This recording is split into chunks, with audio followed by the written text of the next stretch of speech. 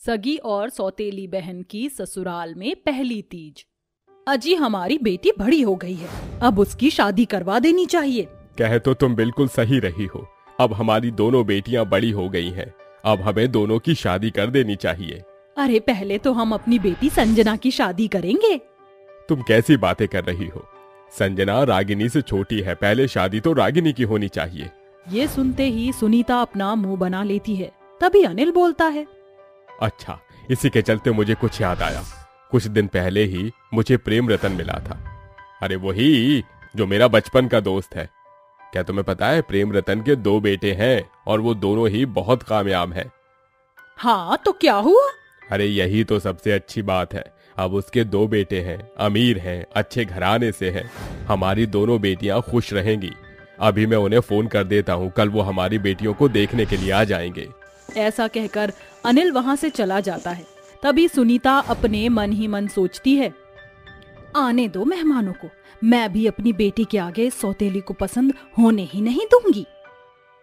अगले दिन जैसे ही सरोज और प्रेम रतन अपने दोनों बेटों के साथ उनके घर पर आते हैं, सुनीता रसोई में रागिनी के पास जाती और उससे कहती है, सुनो, खाने के लिए कुछ अच्छा अच्छा बना लो, और हाँ मेरी बात सुनो, इस रसोई से बाहर तुम एक कदम नहीं रखोगी जब तक सारे मेहमान चले नहीं जाते। और ये क्या नया सूट पहना है? जाओ जाकर इसे बदलो तुम, और पुराना सूट पहनो। और ये लोग तुम्हें नहीं बल्कि तुम्हारी छोटी बहन संजना को देखने के लिए आए हैं।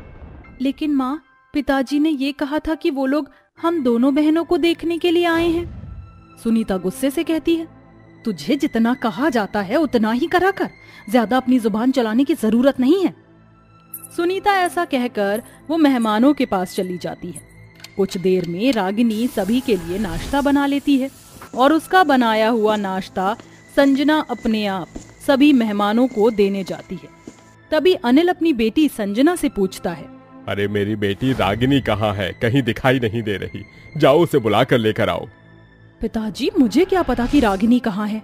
जब देखो तो यहाँ से वहाँ घूमती ही रहती है। उसे कोई काम भी कहाँ है? मेरी तरह मेहनत करे तो उसे पता चले कि घर संभालना कितनी बड़ी बात है। अनिल ये सुनकर चुपचाप बैठ जाता है। उसके पास कहने के लिए कुछ भी होता नहीं है। तभी अचानक संजना से चाय का कप सरोज के ही कपड़ों पर गिर जाता है। अरे अरे, ये क्या है? सारी चाय तो मेरी साड़ी पर ही गिर गई। अब बहन जी, आपके घर का वॉशरूम कहाँ है? हाँ हाँ जाइए, क्यों नहीं, आगे से जाकर उल्टे हाथ पर ही किचन के ऑपोजिट वॉशरूम है। सुनीता के कहने पर सरोज वॉशरूम यूज करने के लिए जाने लगती है। तभी उसकी नजर रसोई में पड़ती है, जहाँ पर रागिनी बड़ी ही मेहनत से सबके लिए खाना बना रही होती है। उसकी सादगी और उसका ये व्यवहार देखकर सरोज को बहुत खुशी मिलती है, जिसके बाद वह वॉशरूम में जाती है और वॉशरूम यूज करके बाहर आती है और अपने पति प्रेम रतन के कान में कहती है, अजी मुझे इनकी दोनों लड़कियां बहुत पसंद आई हैं, और सबसे ज्यादा जो रसोई में सभी के लिए खाना बना रही है। मैं चाहती हूँ कि हमारे बड़े बेटे का रिश्ता उसी से ही हो। ये सुनते ही सुनीता के पैरों तले जमीन खिसक जाती है। जिस बात का उसे डर था आखिरकार वही हो जाता है। अब ना चाहते हुए भी उसे अपनी बेटी और अपनी सौतेली बेटी का रिश्ता एक ही घर में करना पड़ता है, जिसके बाद दोनों बहनें एक ही ससुराल में जाकर अपनी अपनी घर की जिम्मेदारियों को संभाल लेती हैं। लेकिन सुनीता की बेटी संजना को उसकी सौतेली बहन जरा भी पसंद नहीं थी, जिसके चलते वो उससे बहुत चिढ़ती थी। इसलिए वह रागिनी के बने बनाए काम बिगाड़ दिया करती थी, जैसे रसोई में जाकर रागिनी के बने हुए खाने में नमक और मिर्ची मिला देना। जब से मैं अपने ससुराल में आई हूँ, मुझे मेरी सास का प्यार मिला ही नहीं। पहले तो मेरे पिता का प्यार इस रागिनी की बच्ची ने मुझसे छीन लिया था, और अब जब मैं ससुराल में आ गई हूँ तो मेरी सास का प्यार भी ये मुझसे छीन रही है। ऐसा मैं होने नहीं दूंगी। मैं इसको इसकी सही जगह दिखाकर ही रहूंगी। संजना सारे खाने में मिर्च और नमक मिला देती है। जैसे ही घर के सभी लोग खाना खाते हैं तो उन्हें बहुत तेज मिर्ची लग जाती है, जिसके चलते सिचुएशन का फायदा उठाते हुए संजना अपनी ही सौतेली बहन रागिनी से कहती है, करना क्या चाहती हो? क्या तुम इस घर के सभी लोगों को मारना चाहती हो? मैंने तो सोचा भी नहीं था कि तुम ऐसी निकलोगी। हे भगवान, देखो जरा माँ जी की हालत क्या हो गई है, सिर्फ और सिर्फ तुम्हारी वजह से। ये लीजिए माँ जी, थोड़ा सा पानी पी लीजिए। यहाँ संजना बहुत अच्छी बनकर दिखाती है। तभी संजना की वजह से बेचारी रागिनी को अपनी ही सास से डांट पड़ जाती है।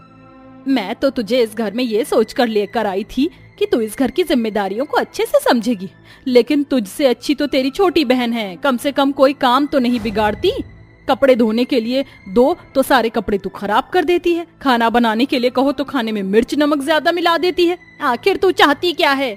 माँ जी, मैंने तो अपनी पूरी कोशिश के साथ अच्छा खाना ही बनाया था, लेकिन इतनी मेहनत के बाद और सभी स्वाद अनुसार डालने के बाद भी ये खाना इतना खराब कैसे हो गया? मुझे कुछ समझ नहीं आ रहा।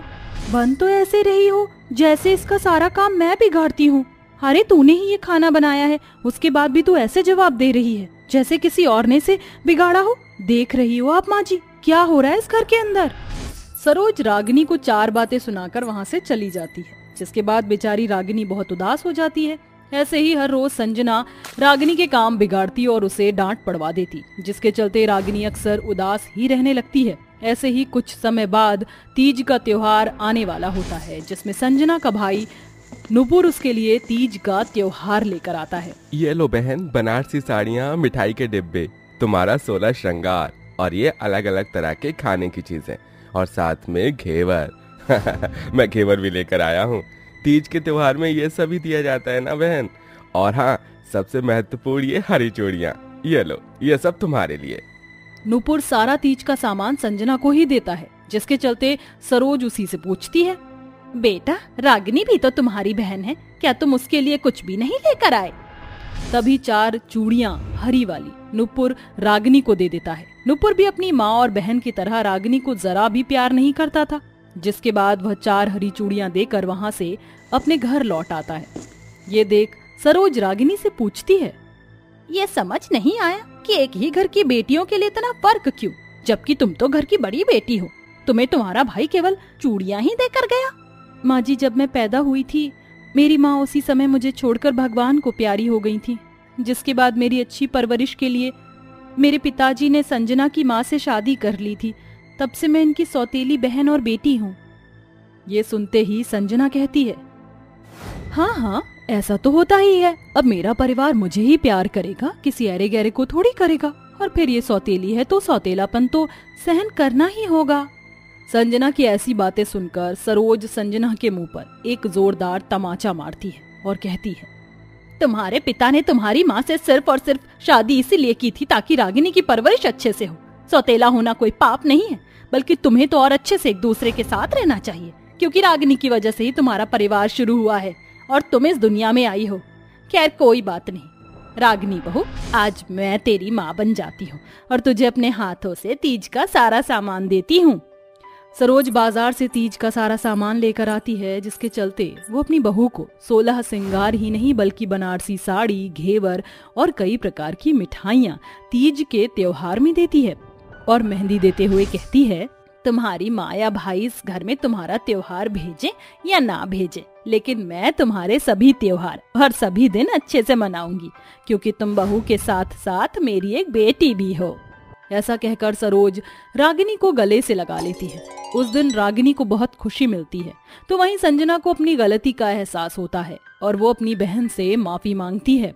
माफ कर दो बहन मुझे, मैं तुमसे कुछ ज्यादा ही जल्दी थी। खैर अब मेरे भाई और मेरी माँ का बर्ताव तो बदल नहीं सकता, लेकिन आज से मैं भी तुम्हारी बहन हूँ और जो मुझसे गलतियाँ हुई हैं उनके लिए मुझे माफ कर देना। नहीं बहन, तुम्हें माफी मांगने की जरूरत नहीं, जो हुआ उसे भूल जाते हैं और अब अपने इस रिश्ते की एक अच्छी और नई शुरुआत करते हैं। उसी दिन के बाद से दोनों बहनें एक ही घर में खुशी खुशी रहने लगती हैं। देखो मेरी प्यारी बेटियों, तुम्हारे पिताजी ने और मैंने बहुत ही मुश्किलों से और बहुत ही दुख संकट सहन करके तुम्हारी शादी इतने अमीर घराने में करवाई है। अब तुम पांचों वहाँ खुशी से रहना।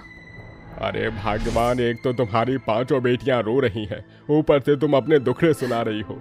अरे मेरी प्यारी बेटियों, जाओ आराम से अपने ससुराल में जाना और सुकून से रहना।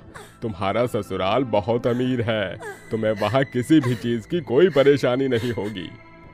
दुर्गेश और सुजाता की 5 बेटियां उन दोनों को गले से लगा लेती हैं, जिसके बाद वो दोनों अपनी 5 बेटियों को उनके ससुराल के लिए विदा कर देते हैं। ससुराल पहुंचने के बाद वो 5 घर की सभी जिम्मेदारियों को अच्छे से समझ लेती हैं, लेकिन उनकी सास उनके साथ बहुत बुरा व्यवहार करती है।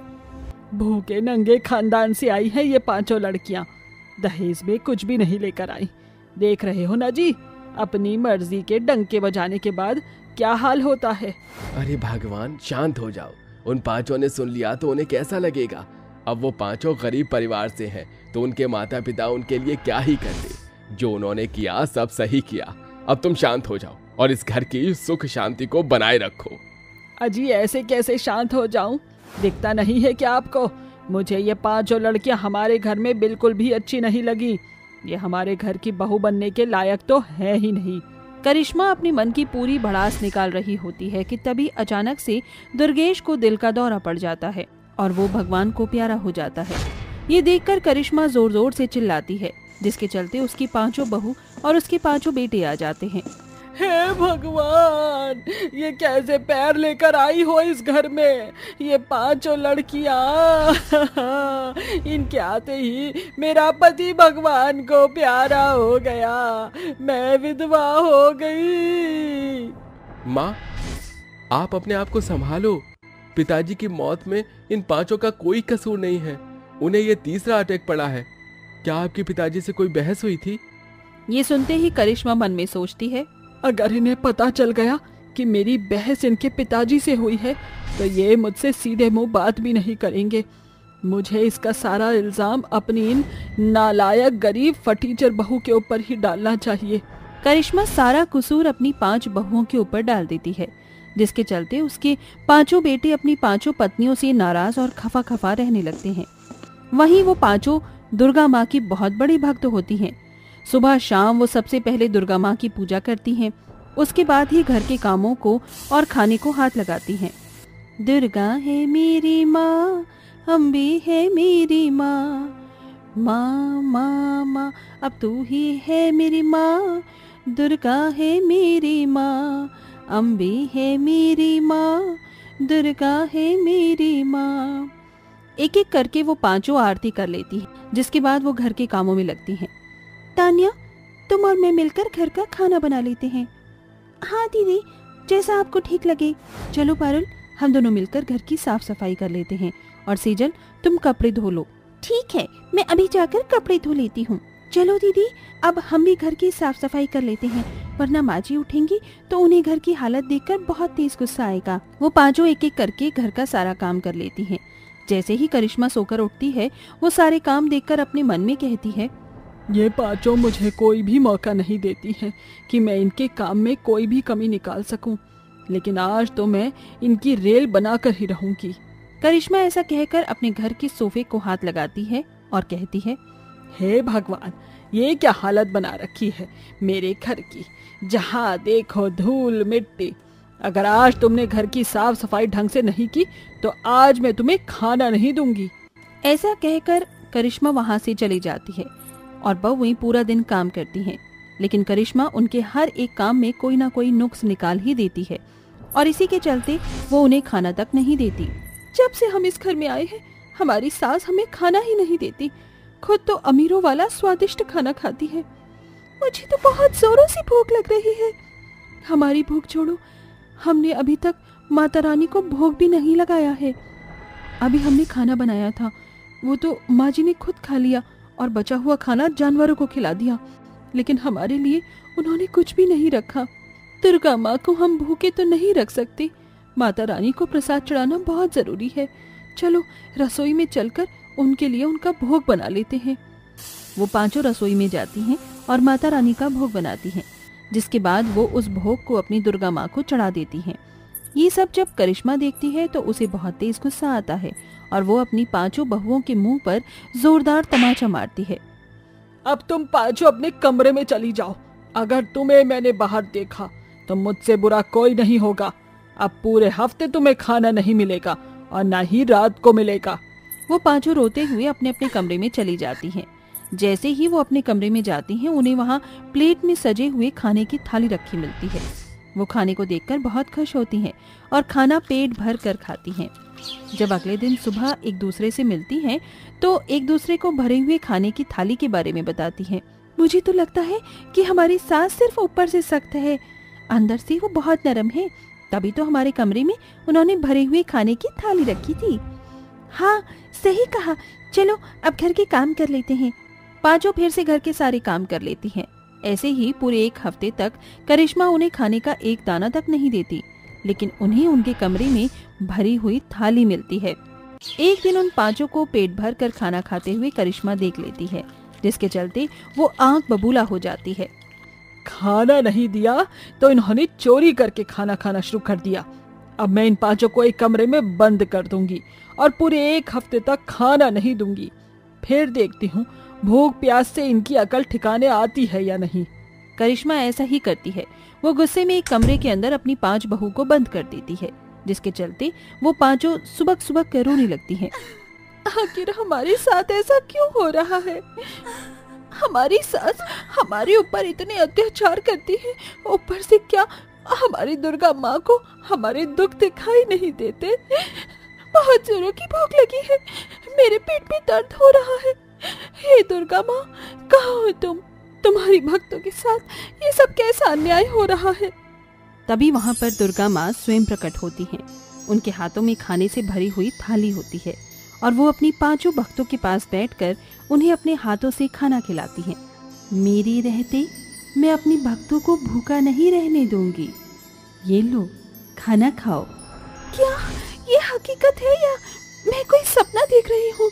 दुर्गा माँ, आप स्वयं हमें खाना खिलाने आई हो। दुर्गा माँ, ऐसा खाना तो हमने कभी जिंदगी में नहीं खाया। ये खाना तो बहुत ही स्वादिष्ट है। सारा खाना तुम्हारे लिए ही लाई हूँ, पेट भर कर खाओ। इधर दुर्गा माँ अपने हाथों से अपनी 5 भक्तों को खाना खिलाती है। उधर करिश्मा ये सोचकर बहुत खुश हो रही होती है कि उसकी सजा से उसकी 5 बहू तड़प रही होंगी। अभी जाकर देखती हूँ उन 5 की दुर्दशा क्या हो गई है। बहुत मजा आएगा उनकी ये हालत देखकर। करिश्मा जैसे ही दरवाजा खोलती है, दरवाजा खोलते ही सामने दुर्गा माँ उसकी 5 बहू को खाना खिलाते हुए उसे नजर आती हैं। ये नजारा देखकर वो हैरान रह जाती है और दुर्गा माँ के आगे हाथ जोड़कर खड़ी हो जाती है। क्या दुर्गा माँ, आप स्वयं यहाँ?